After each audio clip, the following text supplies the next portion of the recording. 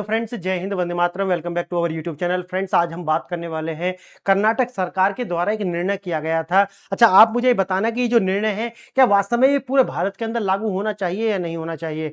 मामला क्या था? मामला ये था कि जो SC ST के अंदर जितनी भी कास्ट आती थी उनके लिए उन्होंने सब कैटेगराइजेशन कर दिया। इसका मतलब ये है कि जो आज सुप्रीम कोर्ट ये कहता था कि SC ST के अंदर आप सब कैटेगराइजेशन नहीं कर सकते, लेकिन कर्नाटक सरकार के द्वारा जब ये किया गया उसके बाद में ये मामला जाता है हाई कोर्ट। हाई कोर्ट के द्वारा इसको सही माना गया और इसको सही मानने के पीछे के कारण क्या है वो तो मैं आपको बताऊंगा। इसमें सबसे पहले उन्होंने ये बताया कि देखिए, जो भी इसके अंदर 3 कैटेगरी उन्होंने बनाई थी कि जो SC ST के अंदर भी क्रीमी लेयर है। क्रीमी लेयर कैसे बन गई है? उन्होंने कहा है कि देखिए, जिसका भी कोई एक जनरेशन के द्वारा आरक्षण लिया और वो किसी भी पद पर पहुंच गया, IAS बन गया, IPS बन गया या किसी भी गजेटेड ऑफिसर पोस्ट पर वो पहुंच गया है, एक बार उसने एक जनरेशन में लाभ ले लिया, अगली जनरेशन को लाभ नहीं लेना चाहिए। ऐसा उन्होंने कहने का कारण ये है, उन्होंने बताया कि इसी श्रेणी के अंदर जो दूसरी कास्ट है उन तक जो रिजर्वेशन है उसका लाभ पहुंचा ही नहीं है। अब जब ऐसा ही हुआ तो ये मामला जाता है हाई कोर्ट में।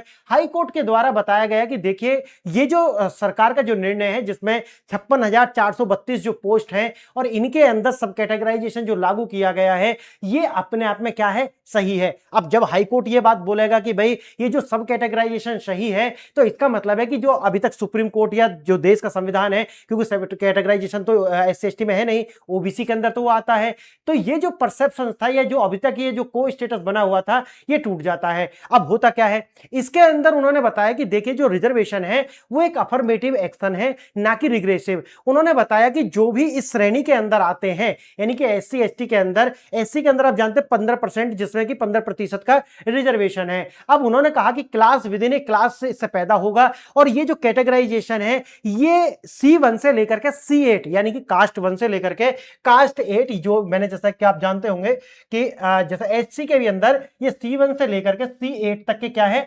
क्लासिफाइड की गई है जो भी जाति है जो इसके अंदर आती है SC के अंदर। तो इन्होंने बताया कि देखिए, C1 से लेकर के जो C4 तक, तो आपका ये जो ट्रिकल डाउन इफेक्ट है रिजर्वेशन का, ये इसका लाभ मिला। लेकिन जैसे ही आप C5 पर जाओगे और 5, 6, 7 और 8, यानी कि जो बची हुई 4 नीचे वाली है, वहां तक रिजर्वेशन का लाभ पहुंचा ही नहीं है।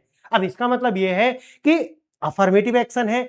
अब अगर अफर्मेटिव एक्शन है तो ये सरकार की जिम्मेवारी बनती है कि जो नीचे के जो लोग हैं, यानी कि जो लास्ट में खड़ा व्यक्ति है, उस तक इसका जो फायदा है वो पहुंचाया जाए। अब यही तो ये सबसे बड़ी बात आती है कि भाई जो जनरल आरक्षण है और जो टारगेटेड आरक्षण है उनमें दोनों में विभेद करना पड़ेगा। अभी तक हम क्या मानते थे कि हम इसे मान लेते थे कि अगर मानो SC है या फिर ST है तो इसके अंदर सब होमोजेनाइजेशन है। होमोजेनाइजेशन का मतलब है कि सब भाई सब ये एक है। इसका मतलब है कि इसके अंदर ऐसा कोई वर्गीकरण नहीं है, C1 C2 C3 C4, ऐसा कोई वर्गीकरण नहीं है, बल्कि इसके अंदर जितनी भी कास्ट आती है वो सब क्या है, वर्टिकल नहीं बल्कि हॉरिजेंटल है। अब होता क्या है कि इसके अंदर ये माना गया कि देखिए, ये वर्टिकल है, हॉरिजेंटल नहीं है, क्योंकि यहां पर कास्ट के अंदर भी क्या है, कास्ट है। इसीलिए कोर्ट ने बोला हम इसको क्या करेंगे, टारगेटेड रिजर्वेशन करेंगे, यानी कि जो पिछड़ा है उसको सबसे पहला मिलना चाहिए और जिसने इसका फायदा एक बार उठा लिया है उसको अब इसका लाभ नहीं मिलना चाहिए। अब इसी को देखते हुए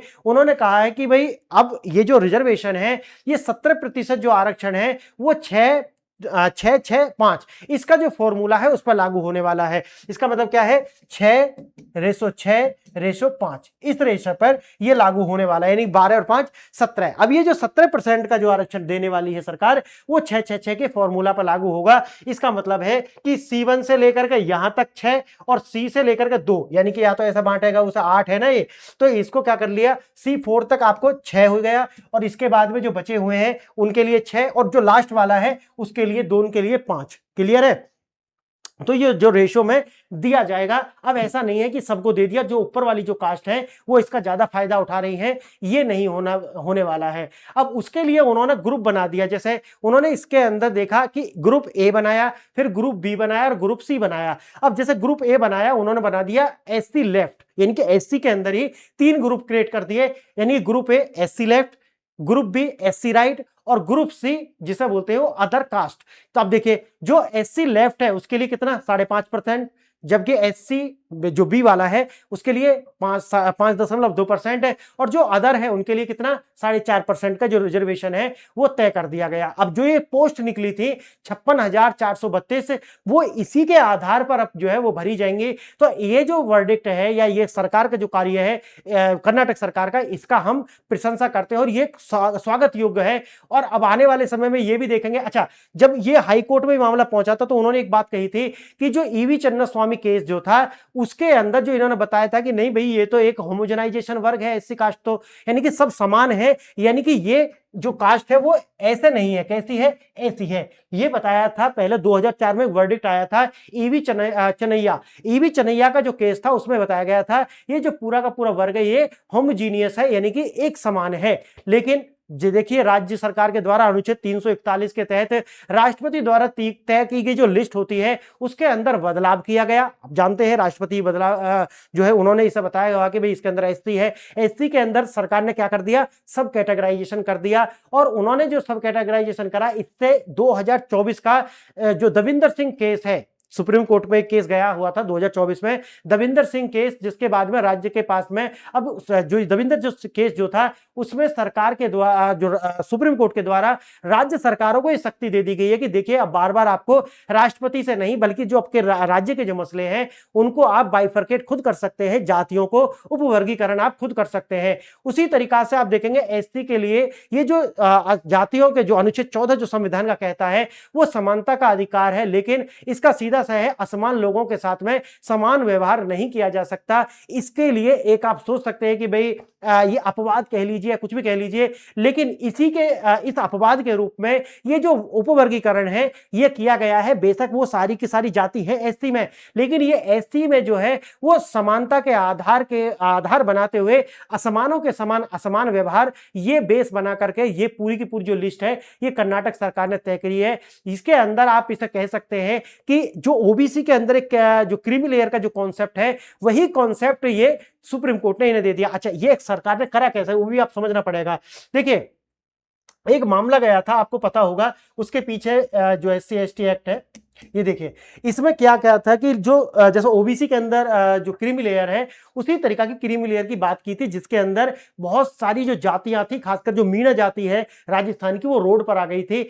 अब क्रीमी लेयर जो है वो जस्टिस पंकज मिथिल जो है उनके द्वारा ये कॉन्सेप्ट दिया गया था कि भाई एससी के अंदर भी ये कार्य होना चाहिए। अगर आप सेंटर पे लागू करोगे तो भाई हो सकता है देशव्यापी आंदोलन वगैरह हो, इसीलिए राज्यों को यह अनुमति दे दी कि भाई अपने राज्य की स्थिति के अनुसार आप अपने जो है सहूलियत के हिसाब से इन जातियों के अंदर आप वर्गीकरण कर सकते हैं। तो इसका मतलब यह है कि बिना कानून में परिवर्तन किए जो हमारा जो सुप्रीम कोर्ट है उसने इनडायरेक्ट रूप से एससी एसटी के अंदर भी क्रीमी लेयर लागू कर दिया है एक तरीका से। तो ये है, हाँ लिखा कहीं नहीं है, लेकिन मैं कह सकता हूं कि ये कर्नाटक सरकार के द्वारा एक साहसिक कदम है। अब आने वाले समय में देखिए हरियाणा हो, राजस्थान हो, आंध्र प्रदेश हो, महाराष्ट्र हो, इसी से ये जो है थोड़ा सा हो सकता है कि जो सोशल जस्टिस है उसके लिए यहां से कुछ मतलब एक इंस्पायरेशन लें और अपने स्टेट के अंदर जो जाति है ना भाई, जैसे मैंने बताया कि ये एससी के अंदर एसटी के अंदर भी ये सम होगा, तो क्यों ना इसी तरीका से C1 या फिर C2 या C3